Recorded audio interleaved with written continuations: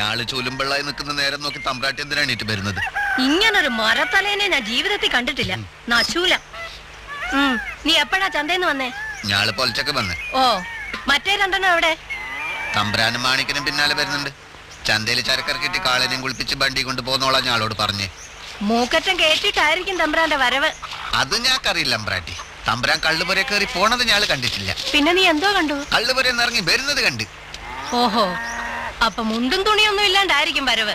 മുണ്ടൊക്കെ ഉണ്ട്, അതാരെയും നയിഞ്ഞു പോകാണ്ടിരിക്കാൻ തലയെ കെട്ടിരിക്കാന്ന് മാത്രം. എന്റെ ഈശ്വര, അവനെ ആ അവസ്ഥയെ കണ്ടിട്ട് വിളിച്ചോണ്ട് പോരാതെ നീ ഇങ്ങി പോന്നു അല്ലേ? ഞാള് വിളിച്ച്.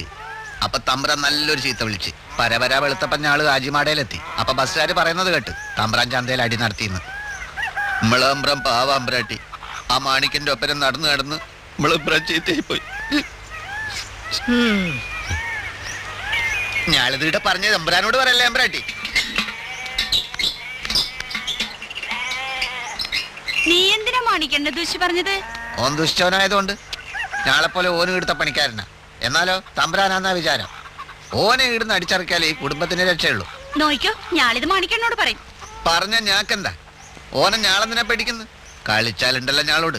കാളെ കൊണ്ട് ചവിട്ടി കൊല്ലിക്കും ഞാള് വേച്ചേക്കൂല. എനിക്ക് ഓനോ ബലുത് ഞാളോ ബലുത്. മറക്കണ്ട, ഇന്റെ അപ്പൻ ഞാളെ മാമന. ചിങ്ങത്തിലെ കൊയ്ത്ത് കഴിഞ്ഞാലേ ഇന്ന മംഗലം കഴിക്കുന്നത് ഞാളാ. ഞാളമംഗലം നീ മാത്രം തീരുമാനിച്ച പോരല്ലോ. ഞാക്കിന്റെ അപ്പന്റെ ബാക്കിയുള്ളതാ. അപ്പന്റെ ബാക്കുണ്ടെങ്കിൽ ഇനിയിപ്പോ അപ്പനെ കെട്ടിക്കോ. അതിന് പരലോകം വരെ പോണ്ട മോളെ. ഗഞ്ചിമൂടെ കാന്താരി വിവരം അറിയും ഇല്ലയോ മാണിക്ക? പിന്നെ ഇത്തവണ നല്ല ഉശിരുള്ള ഉരുക്കളല്ലേ വാങ്ങിച്ചിരിക്കുന്നത്. കാശിത്തിരി കൂടിയാലെന്ത്, കണ്ടെത്തിയാണെങ്കിൽ പറ പറക്കും. ഗഞ്ചിമൂടെ കാന്താരിയുടെ മാനം ഇത്തവണ പട്ടം പറപ്പിക്കും പോലെ ഞാൻ പറപ്പിക്കും. ഇല്ലയോ? അപ്പോഴേ യശോദാമ്മയ്ക്ക് നമ്മളെ പറ്റി മനസ്സിലാവും. ഇപ്പൊ തന്നെ എനിക്കെല്ലാം മനസ്സിലായി. എടാ സത്യം പറ, നീ കള്ളു കുടിച്ചോ? ഞാനോ? കള്ളു കുടിച്ചെന്നോ? അയ്യേ, സത്യം പറയടാ, കള്ളു കുടിച്ചോ? ഞാൻ കുടിച്ചു. നീയല്ല, ഇവൻ കള്ളു കുടിച്ചോന്ന്? ഇല്ലേ? ഇനി പറ, കുടിച്ചില്ലേ? കുടിച്ചു. വന്ന് നീ എന്റെ മുഖത്ത് നോക്കി നുണ പറയാനും തുടങ്ങിയല്ലേ? പെങ്ങളെ വെറുതെ കിട്ടിയപ്പോഴുള്ള സന്ധി കള്ളു കുടിച്ചു. അത് ഒരു സന്തോഷത്തിന്. അത് തെറ്റാണെങ്കിൽ ക്ഷമിച്ചേരാ, മാപ്പ് പോരെ. നീ തല്ലുണ്ടാക്കിയില്ലേ? തല്ലോ? ഞാനോ? അയ്യോ, ആര് പറഞ്ഞു പിടിപ്പിച്ചു ഈ പുളുവൊക്കെ? മാണിക്കാ, നീ ഇത് കേട്ടോടാ. അത് ആനപ്പുള്ളൂ, അങ്ങനെ ഒരു സംഭവം ഉണ്ടായി. കൈ തലേ വെക്കടാ.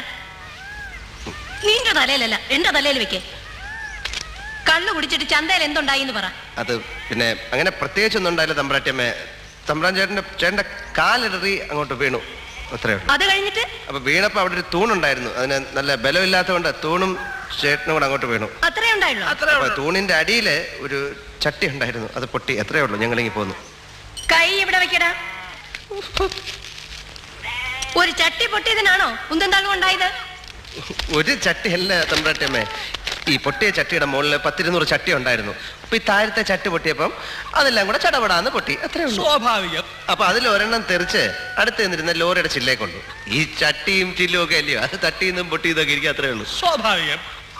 അല്ല, ഈ കള്ളുകൂടിയന്മാർ ലോറിക്കാരുടെ കാര്യം പറഞ്ഞാൽ മനസ്സിലാവുമോ? പിന്നെ പോലീസുകാരെ വിളിച്ച് ഞങ്ങൾ കാര്യം പറഞ്ഞ് മനസ്സിലാക്കിയിട്ട് ഞങ്ങളിലേക്ക് പോന്നു, അത്രേ ഉള്ളൂ കാര്യം.